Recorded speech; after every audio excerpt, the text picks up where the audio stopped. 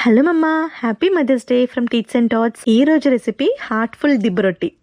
ఇడ్లీ బ్యాటర్తో చేసిన cute snack.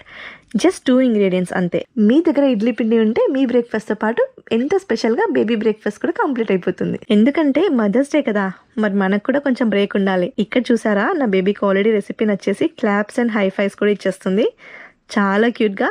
Okay, మనం అయితే రెసిపీ స్టార్ట్ చేసేద్దాం. ఇంకా కావాల్సింది ఇడ్లీ పిండి 1 కప్ అండ్ హాఫ్ స్పూన్ జీలకర్ర వాము. జీలకర్ర వాముని పిండిలో వేసి అంతా మిక్స్ అయ్యేలాగా మంచిగా కలపాలి. నేను ఇక్కడ హార్ట్ షేప్ ప్యాన్ తీసుకొని కొంచెం గీ అప్లై చేశాను. ఇప్పుడు కలుపుకున్న పిండిని మోల్డ్స్లోకి కేర్ఫుల్గా ఫిల్ చేయండి. ఈ దిబ్బ రొట్టెల్ని మీడియం ఫ్లేమ్లో కుక్ చేయండి, మంచిగా పఫ్ అవుతాయి కాబట్టి. ఫ్లిప్ చేసి 2 సైడ్స్ కూడా గోల్డెన్ కలర్ వచ్చేలా కుక్ చేయాలి. అంతే, మన హార్ట్ఫుల్ దిబ్బ రొట్టి ఇప్పుడు రెడీ అయిపోయినట్లే.